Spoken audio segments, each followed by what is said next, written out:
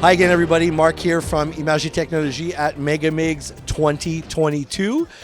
We are fortunate to be in the Sandbox booth. It is an awesome booth, and we get to sit here with co-founder Sébastien Borget. Sébastien, thanks for doing this with us. How are you? I'm very well, thank you. I'm really excited to be here in Montreal, to have such a great booth. We invited also 2 builder studios and a lot of our Montreal team. So it's a big moment for us as we're starting to have a real local presence. So how long has Sandbox been around? So originally Sandbox was a mobile game. We started in 2012. We always had this idea that we wanted to empower players to become creators, by then on smartphone by the touch of their fingers. Fast forward 8 years, almost 7 years later, we launched and we iterated a new version of it, this time as a 3D multiplayer, multi-platform game, using blockchain and NFTs. And well, we've kept on building the tools for the creators, growing the community around, and focusing on like how we drive value for them. Very good. We brought in many brands as partners as well. Some of them being music artists like Snoop Dogg or Steve Aoki, Warner Music, or entertainment brands, fashion brands. And growing an ecosystem of studios, of creators. We're proud to have more than 230 studios around the world that use our tools to build on this platform and contribute to bring like fun or social or creative experiences for the Metaverse. So that's interesting. So with all that collaboration worldwide, so how do you keep a focus on the creative direction? So if you guys have a creative roadmap that you're hopefully trying to follow. We all try to follow our roadmaps, and it's not always easy, as you can imagine. Well, we are very focused on like being creator first on the platform. When we started this new version of Sandbox back in 2018, the first thing we developed were the creation tools. VoxEdit, our 3D editor, and our no-code game maker. Like, these have been the key element that we put into the hand of the users who enjoyed making new kind of experience with them. Like, we want to make the creation process very fun at the core. Has been a great success. Like, we now have like hundreds of thousands of artists using it on a daily basis. Over 230 studios globally. And we keep improving that tool with the feedback of the community. So like adding more features, obviously, improving how fast they can create and iterate doing the same day-to-day operation and so on, and workflows, and prioritizing accessibility and multiplayer. From there, we launch those features. We have ambassadors, we have people streaming around the tool, we have feedback from the different studios you use it that help us to prioritize that development. And it's also been one of the mandates from the Montreal studio to define like the roadmap of the game maker tool, so that we offer more and more possibilities for the creators, leveraging our experience in the video game industry, but also following the vision we want to have. That is like building this whole open metaverse that will also involve other components like blockchain, NFTs, avatars, and developing a whole value system that provides use cases, real utility for those contents. So now, with all of that input that you guys have from everywhere, how do you guys prioritize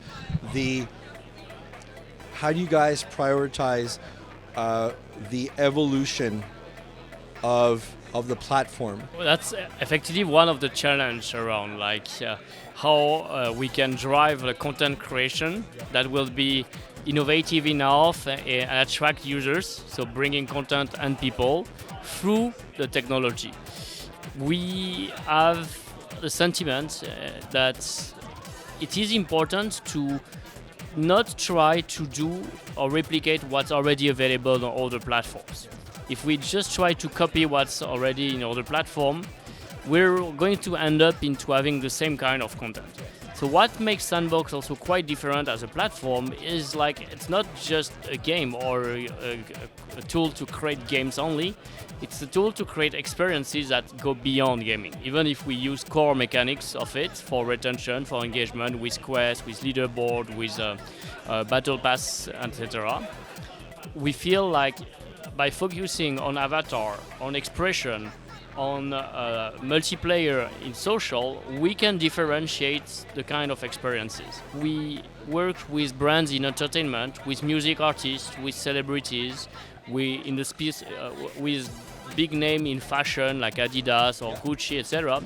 It's a really good material as well, great partners that help us have a different perspective on that. And that also means that the audience of Sandbox platform will be beyond gamers. We'll have something that's appealing maybe to people who never played video game in their life and find this type of different experience more interesting and quite unique. What do you see that you guys can contribute when you're talking to companies like Adidas, or maybe you're talking to a sports equipment company, or anyone for that matter, to make it, we're talking Metaverse, take them to the Metaverse, take them to that next level? So there's essentially 5 key recommendations that we give to any brand or any partner that looks to enter into the Metaverse. We try to drive them and focus on creativity first. Do not try to copy what you're already doing in the real world, in the physical world. Try to think outside the box, reinvent yourself in the Metaverse, use the possibility of the technology to offer something of value to your user or fans that they can't do at scale in the real world. Reward users for the time they're going to spend in engaging into your experience. Give them free NFTs, free content. Do not try to monetize it right away. It's way too early for that. We'll have time later to find the right approach for this. Be more open into the NFT culture as a whole. Like when you enter Sandbox, you are going to collaborate and network with other brands, other Web3 related communities and projects.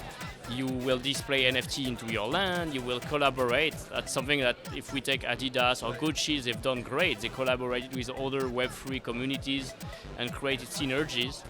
And ultimately, one thing that is one of the unique value proposition of Sandbox is like be open toward like user-generated content. Allow your fans, your community to co-create your presence with you by letting them use some official content and take it and remix it the way they want onto their own experiences.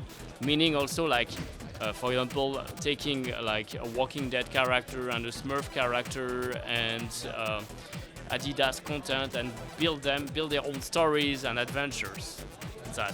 And in a way, that's how I see what makes Sandbox so appealing. There is no other platform where you have like characters and content for more than 400 brands that come all together that you can find in one space. It's almost like a Disney park with not just the Disney content, but all the content from all the brands around the world, many plus the user-generated content. That's quite unique, and maybe what will make the Metaverse so appealing to everyone. I find that a very interesting concept where now, if a company figures out how to turn their customers into fans, and as fans of the brand, you have them kind of drive the future of the brand experience. Definitely, like we want to be the platform that empower that creativity and make people be forward thinking in that sense. Like it's not just about like giving fans some like perishable content of time limited experience. It's like empowering them and letting them own with you the content they create. My question to you now is, what's next for you guys? It's already a lot. What can you share with us? And let's say your 5-year plan. What do you have? What do you have on the table that maybe you can share? So people might not realize that we're still very early on into like the Sandbox itself and the Metaverse vision. Like what we're going to be in 5 years or even in 1 year.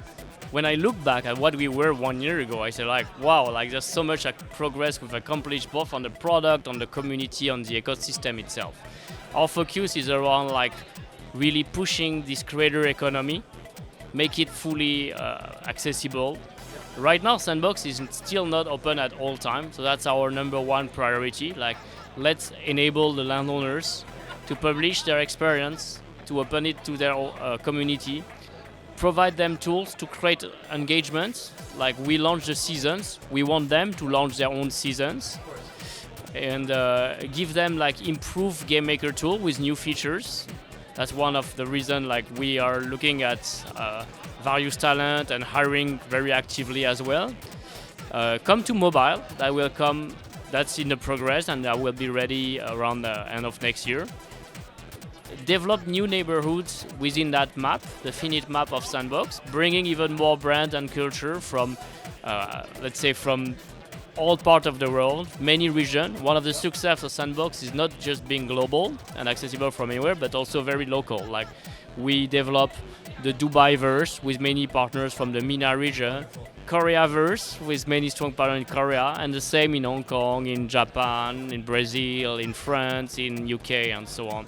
So people feel like the Metaverse is very tangible. That's one of our, like, how do we make it as concrete as possible for many people? It's amazing. Now, you mentioned something key, and I would not be doing my job if we're not thinking about the future developers and so on. So, two final questions for you. If people, game developers want to reach you guys, so how do they find you? Well, they can find us on this booth today already and get a chance to talk to our team, to talk to our the team in charge of the Game Maker Fund, and also directly to talk to the studios. Some of the first studios I became part of this adventure and built some experiences that are now live on the platform in season 3, for example, or working with top global brands. If not, we're just on Twitter. We have a website, www.sandbox.game, where they can contact us at any time. And my final one, you mentioned you're actively hiring.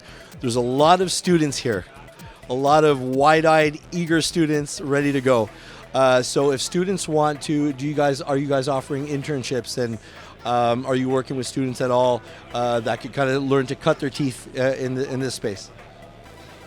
We are looking for all kind of talents. I think like what's more important is like the motivation and the skill sets will come from basically practicing, being into the metaverse, playing. That's not just like what's. We're working a lot around education as well, so making partnership and starting to have program where like university, video game school, academies will train people to the next metaverse jobs. There's many talents that we look for in art, in 3D character design, specifically in voxels, in animation, in Unity development for our game maker tool or the game engine. I think like Montreal and the Quebec region is definitely a video game hub. We look at both senior experienced people but also young talents, and we're building that culture of the company through that. Sébastien, thank you so much. It was an absolute pleasure meeting you. Thank you for your time today. Everybody, come by. If you're not at MEGS already, you should be. Today was day one. MEGS is on till Saturday the 22nd. Come by the Sandbox booth. Come meet Sébastien and the team. I'm sure they'll have lots to talk about.